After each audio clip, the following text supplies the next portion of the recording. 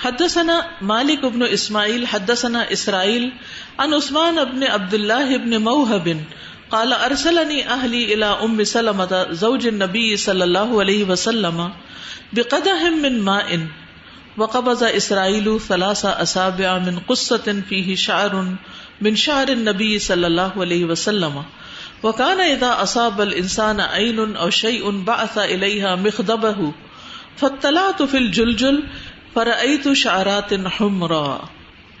عثمان بن عبداللہ بن موہب کہتے ہیں ارسلنی اہلی الی ام سلمہ، میرے گھر والوں نے مجھے ام سلمہ کے پاس بھیجا.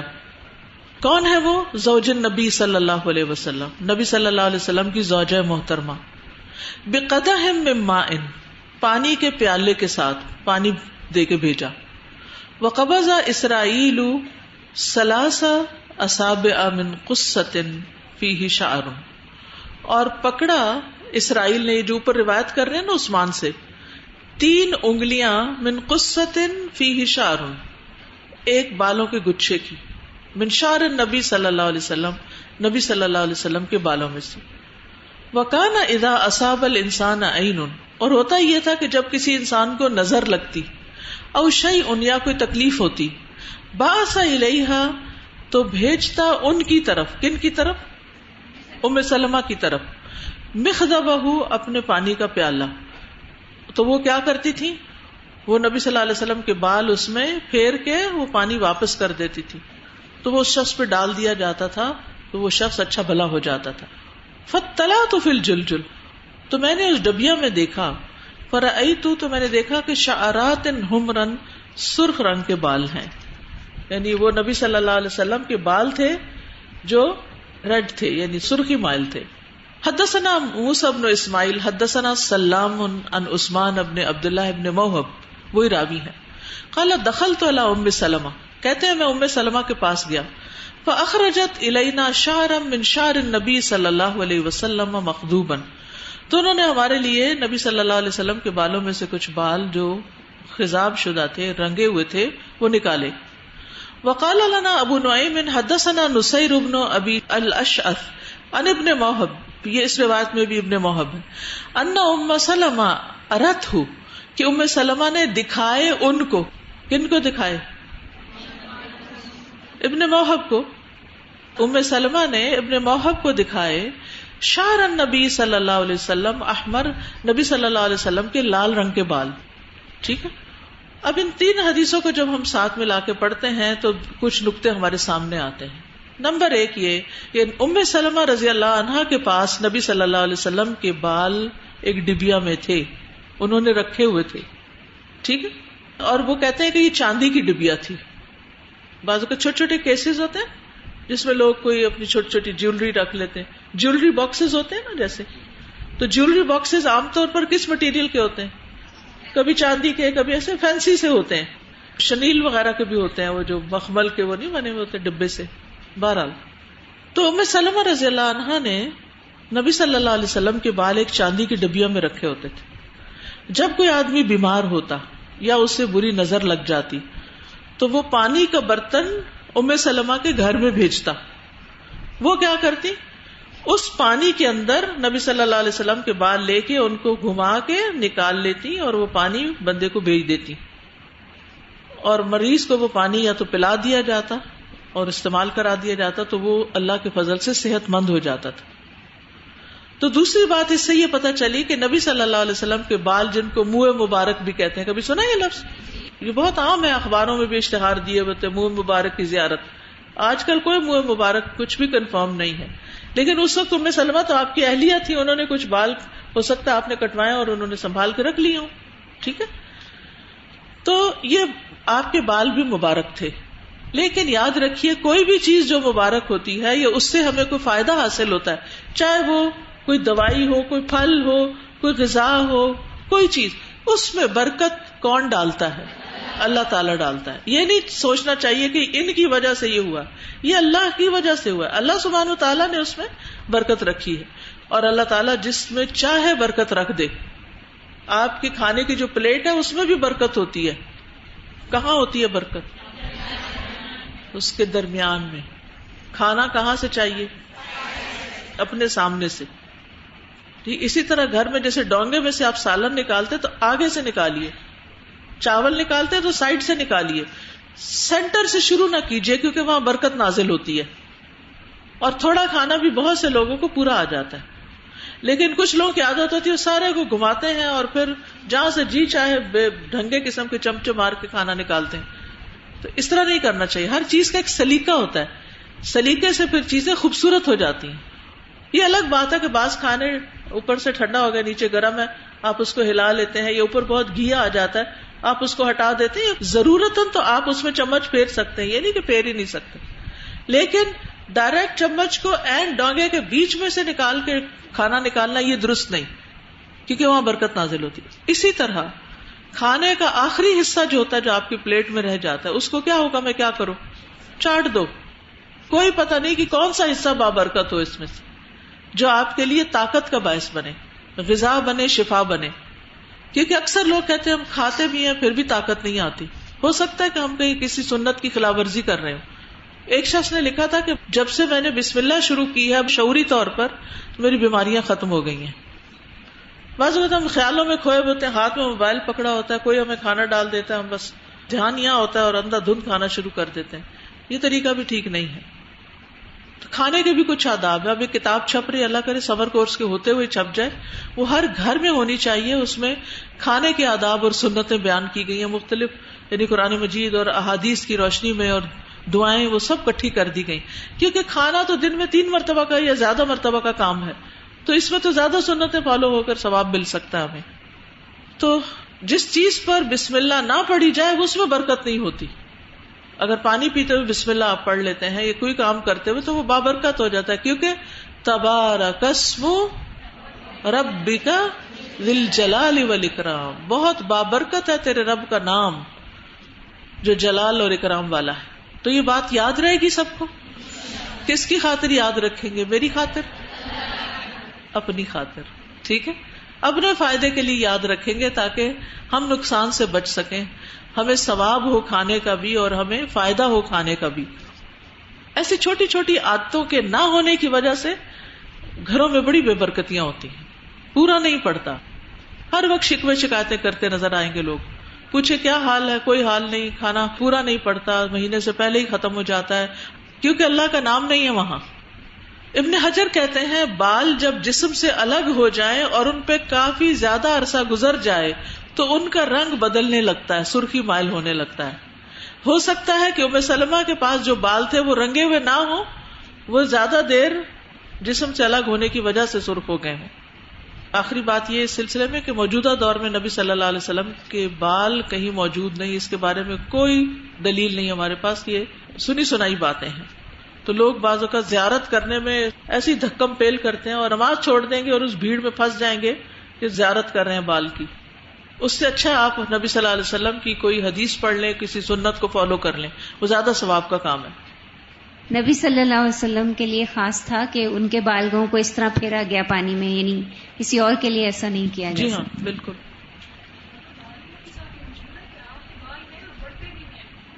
جی یہ بھی مشہور کیا گیا ہے کہ آپ کے بال بڑھتے بھی ہیں, اللہ عالم. استاذہ جب بسم اللہ پڑھنے کا آپ نے کہا نا, کیا ہم ایسے کر سکتے ہیں کہ کچن میں انٹر ہونے سے پہلے بسم اللہ پڑھ لیا اور جو پھر باقی ہم چیزیں جو یوز کریں اس پہ نہ پڑھیں, یا پھر ہر چیز میں ہمیں پڑھنا پڑے گا؟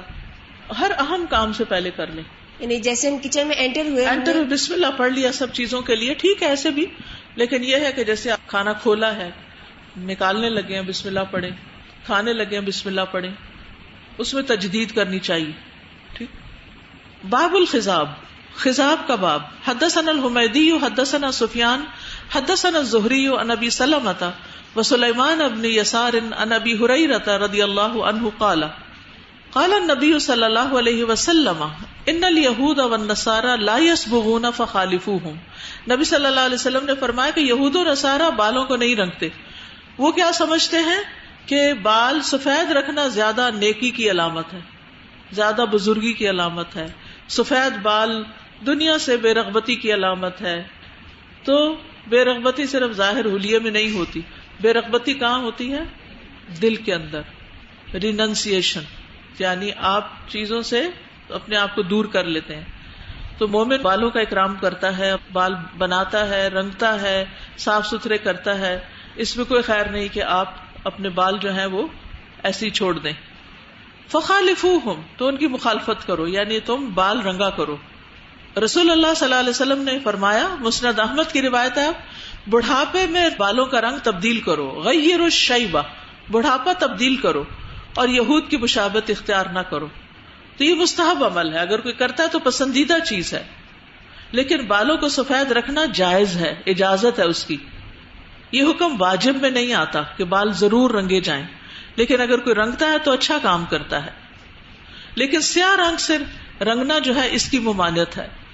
اس کے بارے میں حدیث ہے مسند احمد میں. انس بن مالک رضی اللہ عنہ کہتے ہیں کہ ابو بکر رضی اللہ عنہ فتح مکہ کے دن اپنے والد ابو قحافہ کو اٹھا کر رسول اللہ صلی اللہ علیہ وسلم کی خدمت میں لے کر آئے، اور رسول اللہ صلی اللہ علیہ وسلم کے سامنے انہیں اتار دیا. بہت بوڑھے ہو چکے تھے. رسول اللہ صلی اللہ علیہ وسلم نے ابو بکر رضی اللہ عنہ کے اعزاز کا خیال رکھتے ہوئے فرمایا کہ اگر بزرگ کو ان کے گھر میں ہی رہنے دیتے تو ہم خود ان کے پاس چلے جاتے. تو ابو قحافہ نے اسلام قبول کر لیا. حضرت ابو بکر سب سے پہلے مسلمان ہونے والے، اور ان کے والد فتح مکہ کے موقع پر مسلمان ہونے والے. تو بعض اوقات اللہ تعالیٰ کوئی اچھی بات عمر میں کم لوگوں کو بھی سجھا دیتا ہے. اس وقت ان کے سر اور داڑھی کے بال ثغامہ نامی بوٹی کی طرح سفید ہو چکے تھے، بالکل وائٹ. تو رسول اللہ صلی اللہ علیہ وسلم نے فرمایا ان کا رنگ بدل دو، لیکن کالا رنگ کرنے سے پرہیز کرنا، حکم دیا، لیکن کالا رنگ نہیں کرنا. تو وہ انتہائی بوڑھے تھے کہ اٹھا کر لائے گئے تھے، اور آپ نے فرمایا ہم خود ہی چلے جاتے. تو اس حدیث سے یہ بھی پتہ چلتا ہے کہ آپ صلی اللہ علیہ وسلم اپنے سے عمر میں بڑے لوگوں کا کس طرح احترام کرتے تھے، حالانکہ وہ مسلمان نہیں تھے. تو یہ ہمارے دین کا شعار ہے کہ بزرگوں کا احترام کیا جائے. جابر بن عبداللہ کی روایت ہے سنن نبی داؤد کی. وہ کہتے ہیں کہ فتح مکہ کے دن ابو بکر رضی اللہ عنہ کے والد ابو قحافہ کو لایا گیا تو ان کے سر اور ان کے داڑھی کے بال ثغامہ بوٹی کی مانند سفید تھے. تو رسول اللہ صلی اللہ علیہ وسلم نے فرمایا انہیں کسی چیز یعنی رنگ سے بدل دو اور سیاہی سے بچو. کالا رنگ کرنے والوں کے لیے وعید بھی ہے. ابن عباس سے مروی ہے، وہ کہتے ہیں کہ رسول اللہ صلی اللہ علیہ وسلم نے فرمایا آخر زمانے میں ایسے لوگ ہوں گے جو سیاہ رنگ سے اپنے بال رنگیں گے جیسے کبوتروں کے سینے ہوتے ہیں، یہ لوگ جنت کی خوشبو نہ پائیں گے. یعنی اتنی ممانعت ہے کالے رنگ کی، پچ بلیک جو ہوتا ہے. اس کی ممانعت کیوں ہے؟ اس کی وجہ یہ ہے کہ جوانی میں انسان کے بالوں کا رنگ عموماً کیا ہوتا ہے؟ کالا ہوتا ہے. تو اب جب آپ بوڑھے ہو گئے ہیں اور آپ پھر بالکل جوان نظر آنا چاہتے ہیں تو یہ بھی فطرت کے خلاف ہے. تو بعض علماء نے اس کو مکروہ کہا ہے اور بعض علماء نے کالے رنگ سے رنگنے کو حرام کہا ہے. سرخی مائل سیاہ جو ہوتا ہے رنگ، اس سے رنگ سکتے ہیں، یعنی بلیک ہے لیکن سرخی مائل بھی ہے، جیسے ڈارک انابی رنگ ہوتا ہے نا، سیاہی اور سرخی کے درمیان ہوتا ہے. جیسے کالے رنگ کو اگر مہندی کے ساتھ ملا لیں تو ایک بڑا خوبصورت سا رنگ بن جاتا ہے، ڈارک براؤن سا یا بلیک سے مشابہ، لیکن پیور بلیک نہیں ہوتا. تو اس سے پتہ چلتا ہے کہ سیاہ کے علاوہ کسی اور رنگ سے منع نہیں کیا گیا، لیکن وہ رنگ کیسے ہونے چاہیے؟ یعنی فطری بالوں کے ہی رنگ ہونے چاہیے. اسی طرح کسی خاص بوٹی سے بھی رنگنے کے لیے نہیں کہا گیا. آپ نیچرل کلر لگائیں یا کیمیکل لگائیں، دونوں ہی طرح جائز ہے، بس یہ کہ کوٹنگ نہ ہو بالوں کے اوپر. ابو ذر بیان کرتے ہیں کہ رسول اللہ صلی اللہ علیہ وسلم نے فرمایا یقیناً سب سے بہتر چیز جس سے یہ سفید بال رنگے جاتے ہیں مہندی اور قتم ہے. قتم کیا تم، جیسے قتم ہے چھپانے والا، اس کو قتم اسی لیے کہتے ہیں کہ وہ رنگ چھپا دیتا ہے. ایک خاص پہاڑی بوٹی ہے جو یمن میں بکثرت پائی جاتی ہے. اس کے پتے بطور خضاب استعمال ہوتے ہیں، جیسے مہندی کے پتے رنگنے کے لیے استعمال ہوتے ہیں تو اسی طرح قتم کے پتے بھی رنگنے کے لیے استعمال ہوتے ہیں، اور اس کا رنگ سیاہی مائل ہوتا ہے. اسے مہندی میں ملا کر بطور خضاب استعمال کیا جاتا ہے. جو سوڈانی مہندی ہوتی ہے کبھی دیکھی آپ نے، ڈارک ہوتی ہے لیکن بالکل سیاہ نہیں ہوتی، وہ بھی تھوڑا رنگ فرقی ہوتا ہے. استاذ جی یہ جو بات آئی ہے نا کہ یہود کی مخالفت کی بات آئی ہے بال رنگنے کے حوالے سے، اور وہ تو اس میں مطلب مجھے یہ سمجھ آ رہا تھا کہ اسلام میں زینت پسندیدہ ہے اعتدال کے ساتھ اگر ہو تو، جبکہ عیسائیت اور اس میں چونکہ رہبانیت اور اس طرح کا تصور زیادہ اہمیت رکھتا ہے. تو اس لیے پھر یہ ہے کہ جب بھی زینت انسان کی کم ہونے لگ جائے تو وہ اعتدال کے ساتھ اپنی زینت اختیار کرے تو یہ زیادہ بہتر ہے. جی ہاں، کیونکہ بعض اوقات ایسا حال ہو لیا جو دوسروں کے اندر کراہت پیدا کرے، وہ دوسروں کی تکلیف کا باعث بنتا ہے، اس سے بچنا چاہیے. صاحبہ یہ جو بزرگوں کی آتی ہے کہ ان کا احترام کرنا، تو میں نے خود یہ چیز محسوس کی ہے کہ جب آپ بزرگوں کے پاس جاتے ہیں، خود جا کے ان کو سلام کرتے ہیں، اتنی چیزیں آپ ان سے سیکھتے ہیں. ان کے اندر نرمی، ان کے اندر عاجزی، ان کے سلام کرنے کا انداز، ان کے دعائیں دینے کا انداز، اور ان کی آنکھوں میں جو خوشی ہوتی ہے وہی دیکھ کے بنا اتنا ہو جاتا ہے کہ یہ مطمئن ہے الحمدللہ. سازا یہاں پر جو ہے بلیک کلر کو مینشن کیا گیا ہے، تو کچھ لوگوں کے بال جو ہے نیچرلی براؤن ہوتے ہیں، تو کیا جب وہ وائٹ ہو جاتے ہیں تو وہ نیچرل براؤن کلر کرتے ہیں، تو کیا کروایا جا سکتا ہے؟ السلام علیکم. میرا کوشچن بالوں کے متعلق یہ کہ عموماً میں نے یہ بات پڑھی ہے کہ جو عورتیں ننگے سر پکاتی ہیں تو وہ کھانا حلال نہیں ہوتا. کہ میں نے سنا ہے، کیا ایسی کوئی بات ہے؟ ایسی کوئی بات نہیں ہے، لیکن یہ ہے کہ عورتوں کو واقعی کچھ ڈھک کے پکانا چاہیے، کیونکہ کھانے سے بال نکلے تو بڑی طبیعت بیزار ہوتی ہے. جزاک اللہ. ٹوپی وغیرہ بھی ملتی ہے نا، وہ پہن سکتے ہیں، شاور کیپ جیسے ہوتی ہے نا، ایسے بنوا لینی چاہیے. اگر پورا دوپٹہ لینا مشکل ہو کیونکہ وہ بعض اوقات آگ کے قریب چلا جاتا ہے یا مشکل ہوتی ہے. باب الجعدی، گھنگریالے بالوں کا بیان. حدثنا اسماعیل قال حدثني مالک بن انس عن ربیعہ ابن ابی عبد الرحمن عن انس بن مالک رضی اللہ عنہ انہ سمعہ یقول. ربیعہ بن ابی عبد الرحمن نے انس بن مالک کو کہتے ہوئے سنا، کان رسول اللہ صلی اللہ علیہ وسلم لیس بالطویل البائن، کہ نبی صلی اللہ علیہ وسلم بہت زیادہ لمبے نہیں تھے، یعنی آپ کا قد بہت لمبا نہیں تھا. ولا بالقصیر، اور نہ ہی بونا تھا، چھوٹا تھا، ٹھنگنا نہ تھا. ولیس بالابیض الامحق، اور نہ ہی آپ کا رنگ بہت زیادہ سفید تھا. ولیس بالآدمی، اور نہ ہی گندمی رنگ تھا جسے براؤن ہوتا ہے. ولیس بالجعد القطتی، اور نہ ہی آپ کے بال سخت گنگریالے تھے. ولا بالسبطی، اور نہ ہی بالکل اسٹریٹ تھے. بعثہ اللہ علی رأس 40 سنہ، اللہ نے آپ کو 40 سال کی عمر میں نبوت دی. فاقام بمکہ 10 سنین، اور آپ مکہ میں 10 سال رہے. وبالمدینہ 10 سنین، اور مدینہ میں بھی 10. وتوفاہ اللہ علی رأس 60، اللہ نے آپ کو 60 سال کی عمر میں فوت کر دیا. ولیس فی رأسہ ولحیتہ 20 شعرۃ بیضاء، اور وفات کے وقت آپ کی داڑھی اور سر میں 20 سے زیادہ سفید بال نہیں تھے. یہاں کئی چیزوں کی وضاحت ضروری ہے. سب سے پہلی بات تو یہ کہ نبی صلی اللہ علیہ وسلم بہت خوبصورت انسان تھے، درمیانہ قد تھا آپ کا، نہ بہت لمبا نہ بہت چھوٹا. دوسری بات یہ کہ آپ کے بال جو تھے وہ کچھ خمدار تھے، بالکل سیدھے نہیں تھے، سخت گنگریالے بھی نہیں تھے کہ بہت ہی جیسے حبشیوں کے ہوتے ہیں نا ویسے بھی نہیں تھے، اور بالکل اسٹریٹ جیسے چائنیز وغیرہ کے ہوتے ہیں ویسے بھی نہیں تھے، بلکہ درمیانے تھے، قدرے خمدار تھے، نہ بالکل سیدھے لٹکے ہوئے نہ پیچدار. جب آپ ان میں کنگھی کرتے تو اس میں ہلکی ہلکی لہریں سی بن جاتی تھی، جیسے ریت کے ٹیلے یا تالاب میں ہوا چلنے سے لہریں ابھرتی ہیں اس طرح. جب کچھ دن کنگھی نہ کرتے تو بال آپس میں مل کر انگوٹھی کی طرح ہلکوں کی شکل اختیار کر لیتے، گول گول گول گول بن جاتے تھے. تو اس حدیث سے پتہ چلتا ہے کہ نبی صلی اللہ علیہ وسلم جسمانی طور پر بھی بہت خوبصورت تھے. اور انس بن مالک چونکہ آپ کے خادم تھے اس لیے آپ کو بہت خوبصورتی سے ڈسکرائب کر رہے ہیں، اور آپ کے قد کے بارے میں، آپ کے رنگ کے بارے میں، آپ کے بالوں کے بارے میں، آپ کی جسمانی صفات کے بارے میں. لیکن یہاں یہ جو انہوں نے کہا ہے کہ نبی صلی اللہ علیہ وسلم کو 40 سال کی عمر میں نبی بنایا گیا، تو اس سے مطلب یہ تھا کہ 40 سال کی عمر میں انسان کی جسمانی، روحانی، عقلی ہر طرح کی پختگی آ جاتی، تو وہ پختگی آپ میں آ گئی تھی. لیکن یہ کیوں کہا آپ نے کہ 10 سال مکہ رہے 10 سال مدینہ رہے، جبکہ ہم جانتے ہیں کہ آپ 13 سال مکہ رہے تھے اور مدینہ میں 10 سال رہے تھے اور 63 سال کی عمر میں آپ کی وفات ہوئی تھی.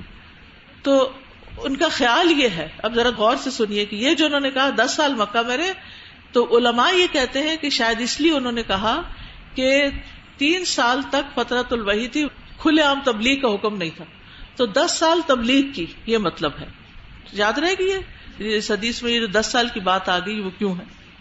اور پھر یہ ہے کہ فوت تو 63 سال کی عمر میں، تو پھر انہوں نے 60 کیوں کہا؟ تو بعض اوقات 60 بول کے 60 سے 65 تک کے لفظ کو 60 سے تعبیر کر لیا جاتا ہے. 65 سے اوپر جو 70 کے قریب ہو اس کا 70 کے قریب کا تصور کر لیا جاتا ہے. تو عرب جو ہے یہ کبھی کبھی کسری عدد کو حذف کر دیتے ہیں. ٹھیک ہے، یعنی کہ 60 سے اوپر جو ہے سب کو ڈیلیٹ کر دیتے ہیں، اس کو 60 ہی کہہ دیتے ہیں. اور اس حدیث سے یہ پتہ چلتا ہے کہ نبی صلی اللہ علیہ وسلم کے بس چند بال ہی سفید تھے. حدثنا مالک بن اسماعیل حدثنا اسرائیل عن ابی اسحاق سمعت البراء. ابو اسحاق کہتے ہیں میں نے براء ابن عازب کو کہتے ہوئے سنا، یقول کہہ رہے تھے ما رأیت احدا احسن فی حلۃ حمراء من النبی صلی اللہ علیہ وسلم، کہ میں نے کبھی کسی کو سرخ رنگ کے جوڑے میں نبی صلی اللہ علیہ وسلم سے زیادہ خوبصورت نہیں دیکھا. قال بعض اصحابی عن مالک، میرے بعض ساتھیوں نے مالک سے روایت کیا، ان جمتہ لتضرب قریبا من منکبیہ، کہ آپ کے بال مونڈوں کے قریب تھے، لمبے تھے اور مونڈوں تک آ رہے تھے. ٹھیک ہے، پٹے، جمہ کہتے ہیں پٹوں کو. پٹے کیا ہوتے ہیں؟ جو بال شولڈرز تک ہوتے ہیں نا. تو ابو اسحاق کہتے ہیں سمعتہ یحدث غیر مرۃ، کہ میں نے براء سے یہ حدیث کئی بار سنی، یعنی انہوں نے کئی بار اس حدیث کو روایت کیا. ما حدث به قط الا ضحکا، جب بھی وہ یہ حدیث بیان کرتے تو ہنس دیتے. قال شعبۃ، شعبہ کہتے ہیں شعرہ یبلغ شحمۃ اذنیہ، کہ آپ صلی اللہ علیہ وسلم کے بال آپ کی کانوں کی لو تک تھے، یہ نیچے تک. ٹھیک ہے، تو دونوں روایتوں میں کیسے ایک کچھ کہہ رہا دوسرا کچھ کہہ رہا. تو وہ کہتے ہیں کہ جب کنگھی کرتے یا بال نہیں کٹواتے تھے تو کندھوں تک ہوتے تھے، اور جب کنگھی نہیں کرتے تھے تو بال کٹھے ہو جاتے تھے، اوپر آ جاتے تھے.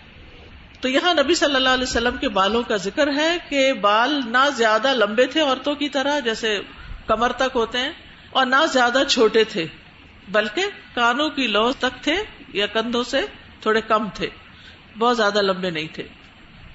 اور حضرت انس یہ بھی کہتے ہیں کہ آپ کے بالوں کے اندر تھوڑے خم بھی تھا. نبی صلی اللہ علیہ وسلم نے بالوں کی مینڈیاں بھی بنائی تھی. ہو سکتی ہے بات آپ کو پہلی دفعہ عجیب سی لگی ہو، لیکن یہ ہے کہ جو چیز ہے وہ ہے، اور اس میں صرف عورتوں جیسی مینڈیاں بنانے کی مشابہت نہیں ہونی چاہیے، ادروائز منع نہیں.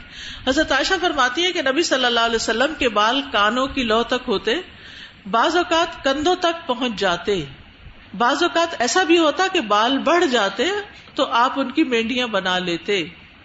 تو نبی صلی اللہ علیہ وسلم کے بال مختلف سائز کے رہے ہیں، یہ سمجھ لیجئے. جب ایک نے روایت کیا تو جب چھوٹے تھے اس کو روایت کیا، دوسرے نے لمبے والے کو کیا.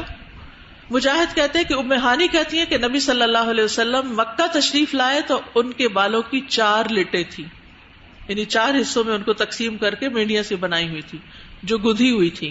چپ کیوں لگ گئی ہے؟ عجیب لگ رہا ہے، کبھی سنا نہیں نا یہ حلیہ آپ کا.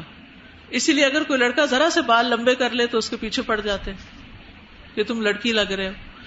لڑکیوں کی طرح اگر وہ بالوں کی سیٹنگ کرے پھر تو واقعی منع ہے، لیکن اگر وہ ویسے اس کو رکھ کے بھی کوئی لڑکا لگتا ہے تو ٹھیک ہے. اور اگر کسی نے سنت سمجھ کر رکھا ہے پھر تو اس کے لیے باعث ثواب ہے، لیکن اگر صرف فیشن سمجھ کر رکھا ہے تو پھر صرف فیشن ہی ہے. یہ حدیث میں جو نبی اکرم صلی اللہ علیہ وسلم کا حلیہ بیان کیا گیا ہے، اس سے حسان بن ثابت کا وہ شعر یاد آ گیا ہے. سنا دو. وَأَحْسَنُ مِنْكَ لَمْ تَرَ قَطُّ عَيْنًا وَأَجْمَلُ مِنْكَ لَمْ تَلِدِ النِّسَاءُ خُلِقْتَ مُبَرَّأً مِنْ كُلِّ عَيْبٍ كَأَنَّكَ قَدْ خُلِقْتَ كَمَا تَشَاءُ. بالکل، اس کا مطلب یہ ہے کہ وَأَحْسَنُ مِنْكَ لَمْ تَرَ قَطُّ عَيْنِي، آپ سے زیادہ میری آنکھ نے کسی کو خوبصورت پایا ہی نہیں. وَأَجْمَلُ مِنْكَ لَمْ تَلِدِ النِّسَاءُ، اور آپ سے زیادہ جمال والا خوبصورت کسی عورت نے کبھی کوئی بچہ جنم ہی نہیں دیا. خلقت مبرأ من کل عیب، آپ ہر عیب سے پاک پیدا کیے گئے. کأنک قد خلقت کما تشاء، آپ ایسے پیدا کیے گئے جیسے آپ نے خود چاہا ہو کہ مجھے بس ایسے بنایا جائے. اتنا زیادہ آپ کو خوبصورت بنایا گیا تھا. سبحانک اللہم وبحمدک، اشہد ان لا الہ الا انت، استغفرک واتوب الیک. السلام علیکم ورحمۃ اللہ وبرکاتہ.